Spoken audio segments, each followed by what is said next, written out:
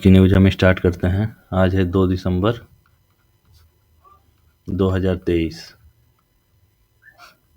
आज की पहली न्यूज है, संसद की शीतकालीन सत्र के दौरान 15 बैठकें होंगी और 4 से 22 दिसंबर तक सत्र चलेगा। संसद में कुल 37 विधेयक पेंडिंग हैं, जिनमें 19 विधेयकों को इस सत्र में पेश किया जाएगा। संसद में पेंडिंग 37 विधेयकों में से 12 विधेयकों पर विचार किया जाना है और पास किया जाना है। इसके अलावा 3 विधेयकों Indian penal code, code of criminal procedure और एविडेंस एक्ट को पेश किया जाना है, जो औपनिवेशिक युग के क्रिमिनल कानून को रिप्लेस करेंगे। ये तीनों विधेयक प्रस्तावित हैं। वो आपकी अगली न्यूज है, भारत को अंतर्राष्ट्रीय समुद्री संगठन IMO परिषद के लिए हुए चुनाव में 2024-25 द्विवार्षिक सत्र के लिए सर्वाधिक वोट के साथ फिर से चुन लिया गया है। भारत का फिर से चुना जाना Australia, Brazil, Canada, France, Germany, Netherlands, Spain, Sweden और संयुक्त अरब अमीरात UAE के साथ अंतर्राष्ट्रीय समुद्री व्यापार में सबसे अधिक रुचि वाले 10 देशों की श्रेणी में आते हैं। ब्रिटेन में भारतीय उच्चायुक्त विक्रम दोराईस्वामी ने कहा कि यह वैश्विक समुद्री संचालन में भारत के विविध योगदान को बढ़ाने के लिए सरकार की प्रतिबद्धता को दर्शाता है। चुनाव के बाद दोराईस्वामी ने कहा, भारत को वैश्विक समुद्री क्षेत्र में सेवा जारी रखने के लिए अंतर्राष्ट्रीय समुद्री संगठन में अंतर्राष्ट्रीय समुदाय का समर्थन से हम प्रसन्न और अभिभूत हैं। अब आपकी अगली न्यूज है, मणिपुर सरकार ने राज्य के सबसे पुराने घाटी आधारित सशस्त्र समूह के सदस्यों का गर्मजोशी से स्वागत किया, जिन्होंने हाल ही में एक शांति समझौता किया है।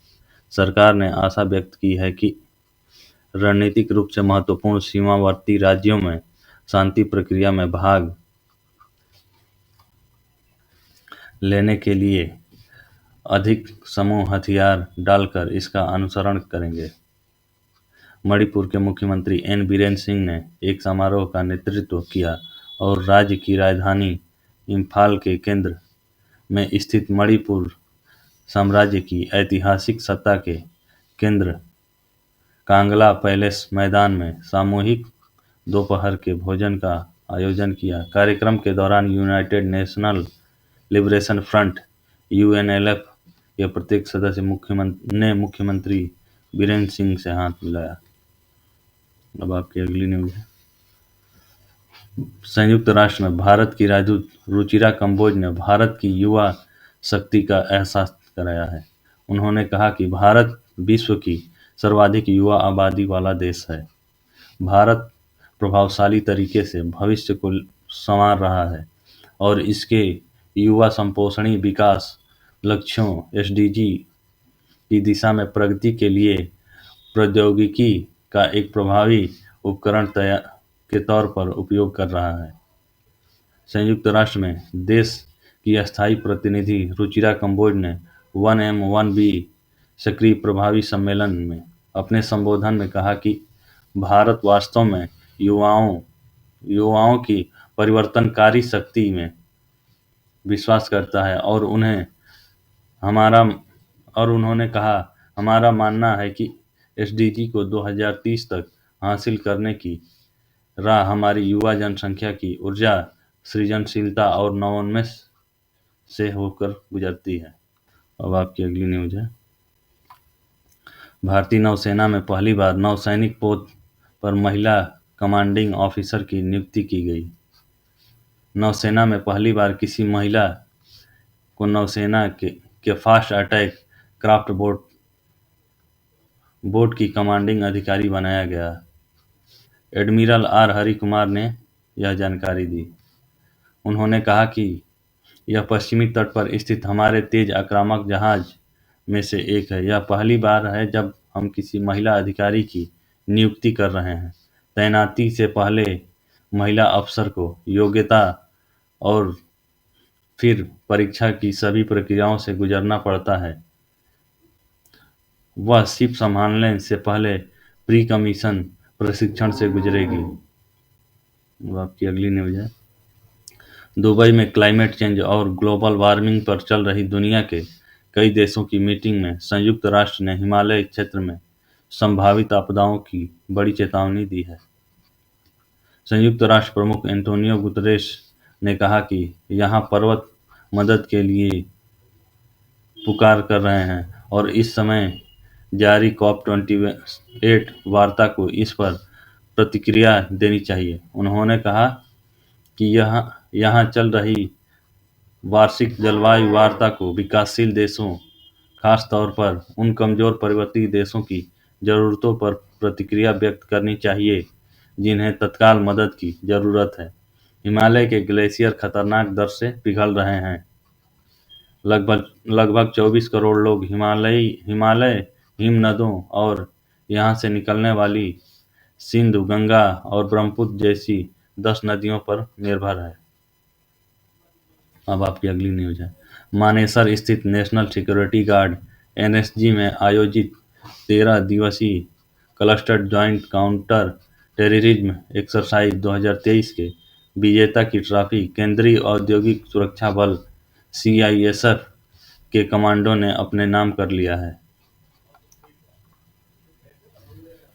बल के जनसंपर्क अधिकारी सह सहायक महानिरीक्षक अपूर्व पांडे ने बताया कि इस एक्सरसाइज में 4 विशिष्ट टीमों Haryana special task force, UP आतंकवाद विरोधी दस्ते एसएसबी और यूपी स्पेशल सिक्योरिटी फोर्स के साथ भाग लेते हुए सीआईएसएफ टीम ने पूरे कठोर अभ्यास के दौरान अद्वितीय समर्पण और कौशल का प्रदर्शन किया।